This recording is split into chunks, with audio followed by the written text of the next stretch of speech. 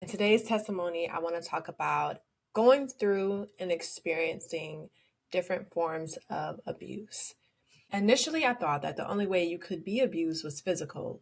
You know, what you see in movies all the time or what you've maybe witnessed and experienced in person. That's what I saw abuse as. I didn't know there were so many different forms of abuse. It's coming out of a very toxic and abusive relationship over 7 years ago. I experienced a lot of them.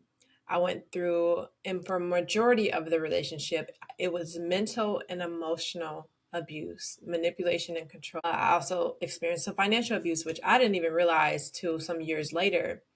There was verbal abuse, and then at the very end, it got physical. So there was mental abuse, there was emotional abuse, there was a verbal abuse, financial abuse, physical abuse. I didn't realize this until much later. I realized that I was experiencing a lot of those throughout the relationship and had no clue. So I'm grateful to God that I was able to leave that situation with my sanity and in my right mind, because it was extremely toxic and it was hard to leave. There were a lot of barriers, being that we had kids together and just having to start completely over, which I was fine with. I had God even throughout the relationship. I had a relationship with Christ. I was praying, but I wasn't hearing. I would pray, but I wasn't taking the time to listen, and was ignoring a lot of red flags, and a lot of people coming to me and telling me, people in the faith, and telling me certain things, people questioning certain things. I was just ignoring it, but I knew in the situation that it just was not right, and God was showing me that it wasn't right, but I wanted to do things my way, and it did not turn out well. I left with my life, I left with my sanity, and I was able to leave with my children. I did have to take the time to heal. It took a long time. We, at one point, me and my children were all healing at the same time. But I'm so grateful to God for even the experience and for the journey, and Him bringing me and delivering me out of that, and showing me that I had made this man in marriage in general, the idea of marriage, an idol, and surrendering all of those things to Him, walking away from that and choosing God. Um, it wasn't always easy. Like I said, there was a lot of barriers. He left at one point, moved out, and then I allowed him to come back in.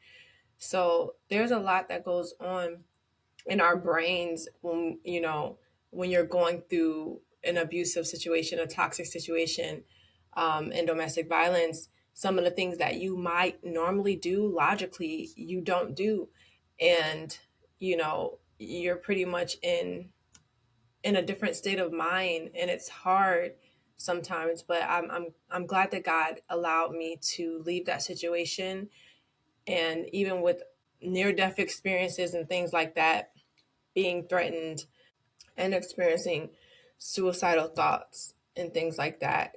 I just thank God that I'm at such a better space now. I thank God for healing.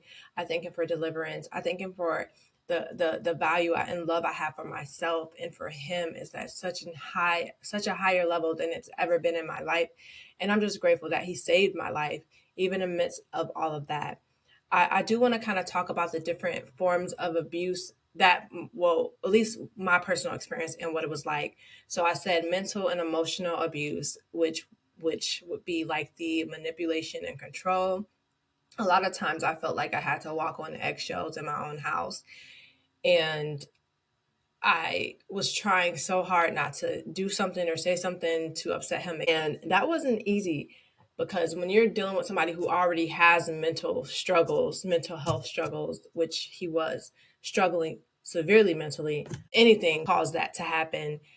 And I was being blamed for a lot of things that I had no control over. I was being made to feel so small. I was being belittled, and it just hurt so much because we were friends and I did truly and genuinely care for him, but he needed more help than I could give him in that situation. There was the isolation. There was, being kind of away from family, not too much around them. At one point we were going to move to another state, just us and the kids. And I, in this place, in this state, I wouldn't have known a soul. Okay, nobody, no family, no support, nothing. Thank God that every time we tried to move, like something happened to where we couldn't go. But the isolation, the taking your property, taking my phone and breaking my property and the things I care about, destroying them, or taking my phone and car keys and bank cards and things like that and not giving it back, stuff like that.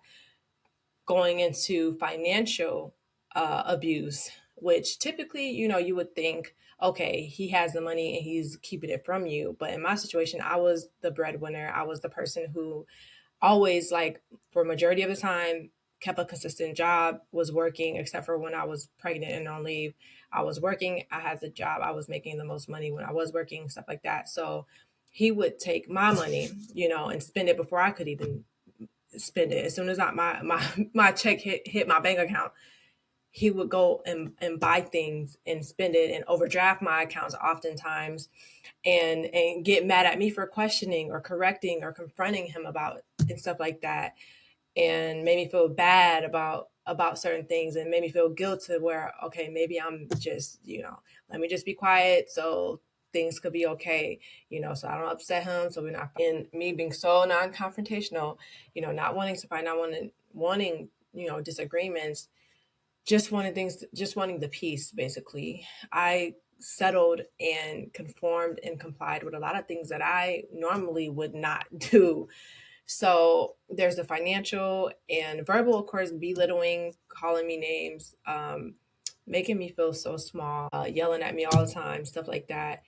And then I covered mental, emotional, financial, verbal, and then there was physical, which, of course, I think if it would have led with physical abuse, like, I would have been out of there, like, no doubt. But the crazy thing is about mental and emotional abuse, like the mind control, making you feel like you're crazy, trying to change other people's perceptions of you and make them think that you're crazy, trying to isolate you from your support systems and trying to use that as a way to control you. You know what I mean?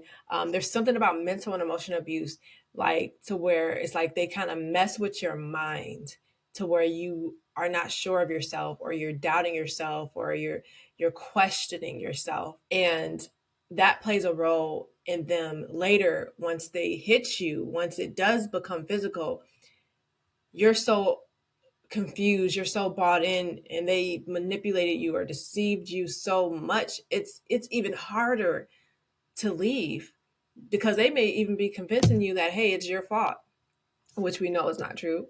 It's your fault that I hit you.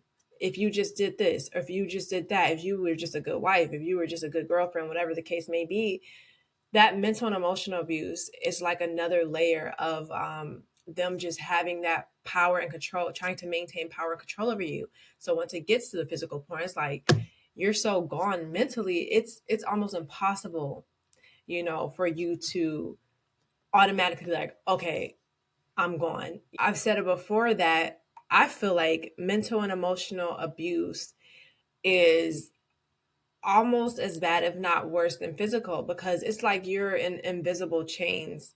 You're in invisible chains, and everything looks okay on the outside to everyone else, to you, to him, but internally you're dying on the inside. You're in bondage. It's harder to escape when there's no evidence. It's harder to put people in jail when there's no physical evidence of the things that are taking place. So that's an added barrier, I feel like, for people, especially when it leads off with that, because once they can break you in your mind. And that's one thing he said to me, and he said it to me, and I was not paying attention when he said it. He said, this is something that my dad used to do to people. And I didn't realize that he was telling me exactly what it was that he was doing to me. If I was paying attention and listening, he was telling me what he was doing all along. There's so many different forms of abuse. I think it's imperative that we educate ourselves so that we understand what the red flags look like. So not just for us in our own personal lives, but for our friends, our family members, our children, once they get into those spaces, really teaching them about, the different forms of abuse, what it looks like, how people will try to control you, how they'll, do certain things, certain behaviors to look for in a person, and just how to navigate those spaces and how to exit quickly if needed before you get to attack. And there's those extra barriers added. So that was my experience. I'm thankful to God that He saved me, He delivered me, He has healed me. And I'm praying for all those who are or have experienced abuse, that they will be able to experience the peace of God, that God will cover you, that He will deliver you, that He will show you that you are worthy and it is not your fault, that you deserve more. You don't have to tolerate it. You don't have to put up with it. And I pray that God can empower you to walk away when you're ready to walk away. Walk away from that situation. God has better for you, and you don't deserve to be belittled, to be hit, to be manipulated, controlled. You don't deserve that. Thank you so much for tuning in to this quick episode. I'll see you in the next one. Bye.